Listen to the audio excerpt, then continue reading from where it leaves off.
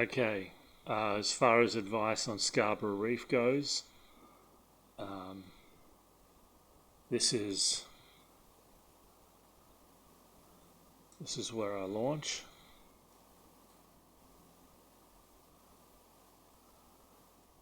Either here, either here, or here.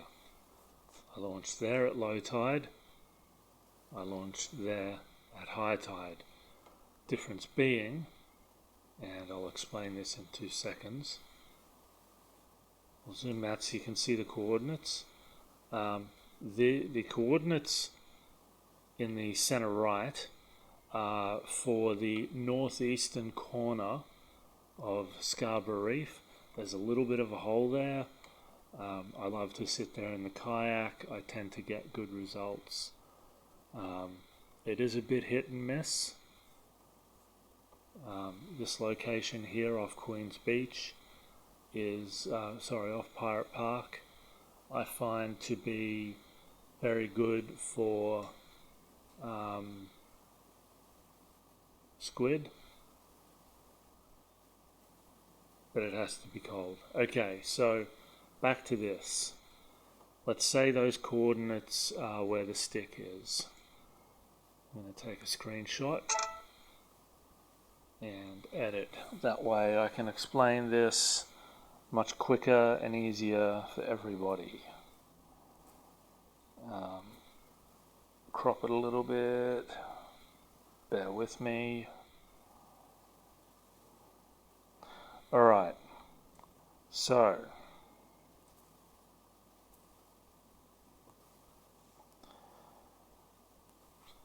there's a sandbar in Scarborough called the Spit, and if you type into Google Maps sea salt and vine, where I just put that black dot, you'll find a little cafe. Directly opposite that is the Spit, and the Spit runs roughly like this. It is a mound of sand, gravel, ground up seashells, small rocks, and what have you, that extends almost 3/4 to the way to Scarborough Reef. Now, in this area, we have various, this is not accurate, we have various small to medium-sized underwater rocky outcrops. These can hold fish.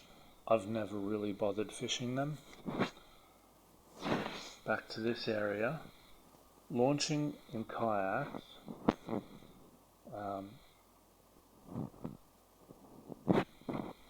this side here is very shallow. This side here is also very shallow. Now, the difference is that at low tide, this is all ground.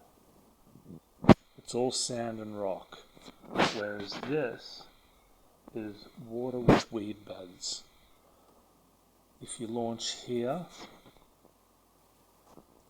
don't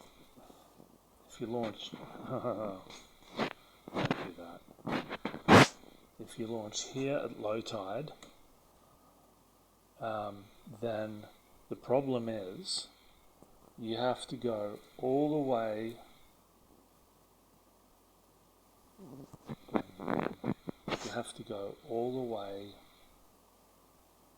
around this bit in order to get to Scarborough Reef.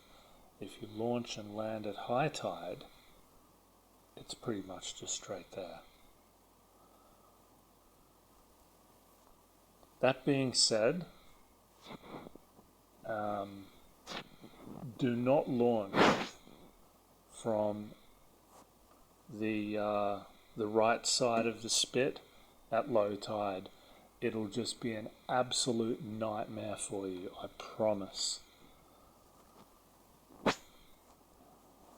Okay, when you get out toward Scarborough Reef, we're saying that GPS location is the northeast corner. So you'll probably see two reefs with a little gap in between. There's a large rocky outcrop here, and at this location is what's called the stick. The stick is not the beacon that you will see further out in that direction. Don't get confused. If you see the beacon, look further in and you'll see the stick. The stick is a marker for boats so they don't run aground on this particularly large section of rock and reef that sticks out of the water a little bit during mid to low tide.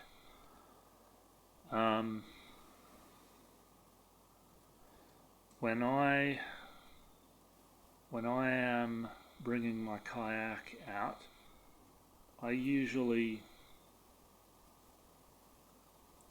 come through here and I'll just drop anchor here, and then I'll try here and then here and then here, and virtually every 20 to 30 meters until I get to my GPS marker.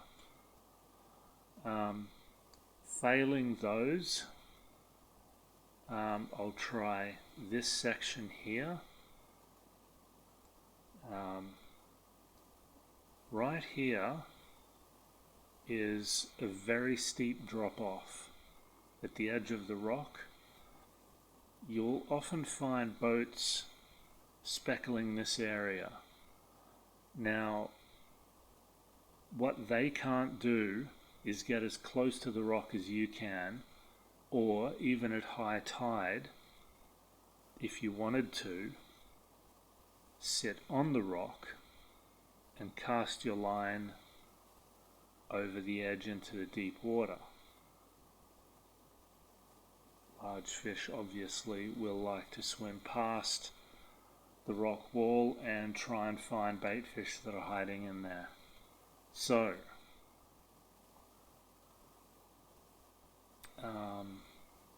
my favorite spot to sit obviously is right here or right here. If you're going to sit here, be very careful of tides. You don't want to get grounded. The wash in this area and in this area can be, well, actually around here, can be quite violent at times. So pick and choose your location wisely and always pick the safer option. These areas here, this is Turner Artificial Reef. I'm not 100% sure, as you can see by all the dropped pins with no GPS locations there, where exactly the sunken vessels sit, but some people have a lot of luck there. I have never caught a single fish there. At Scarborough Reef, that currently, if you turn your head a bit and squint, looks like a croc. The shoe.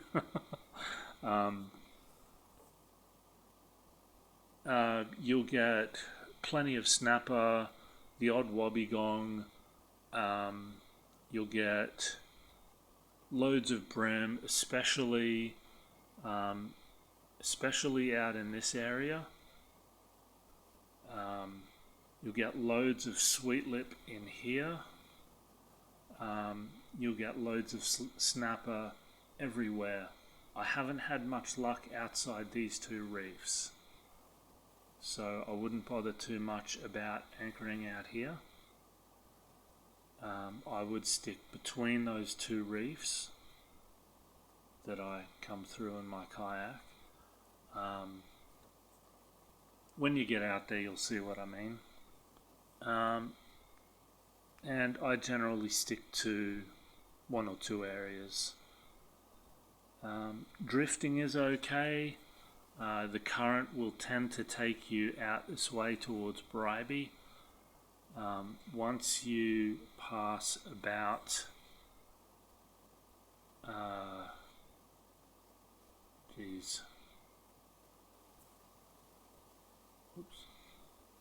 once you head outside this yellow line, it's pretty much, except for this area right here, which is mud, it's pretty much all just rippled sand with very, very little structure. Don't even bother fishing in these areas. There's just nothing. Stingrays, if you're lucky. You'll get heaps of catfish here.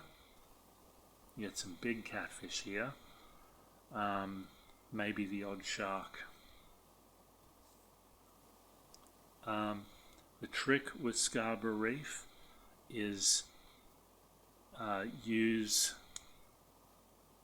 first and foremost, keep all forms of fish guts, blood, bait, burley, anything like that, keep it out of the water. Once the sharks come to this area, they're generally baby sharks, up to about 1 meter long, and they will absolutely plague you. Once you catch a shark, pretty much game over.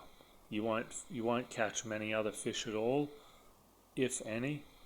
You might as well just call it a day, unless you love catching sharks, in which case pour all the blood and burley and everything else you want into the water and have some fun catching little thrashers. Not threshers, but thrashers, because that's pretty much all they do. They just thrash around on the water once you reel them in. Okay. That's my best advice for that area. I've been doing this for 10 years with great success.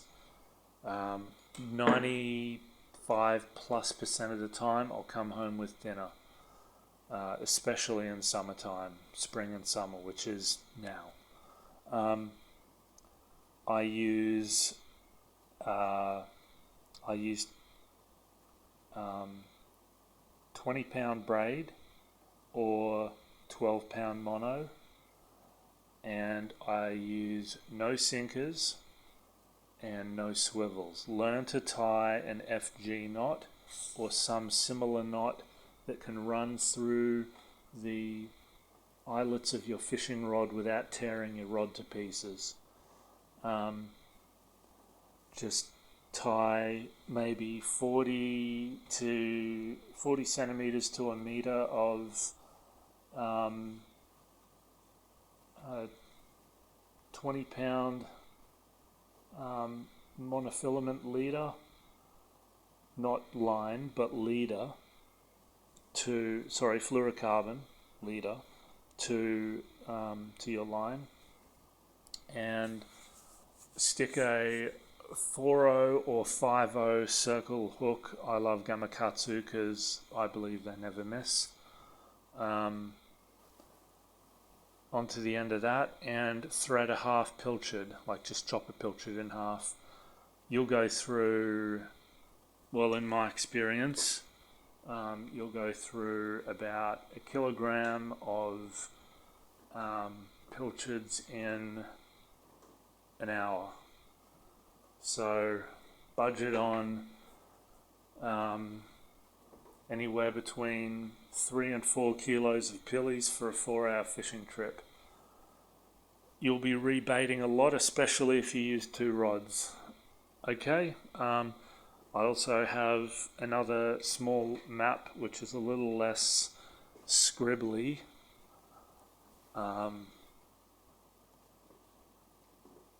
Regarding Margate Reef, which is actually probably my favourite spot to fish on the peninsula.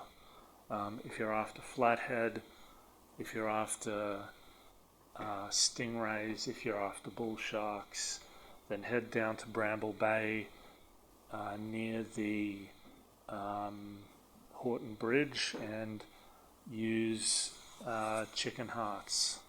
Cut chicken hearts in half and just use the same rig that I suggested previously, except heavier for bull sharks, and use 2 small sinkers that can knock together for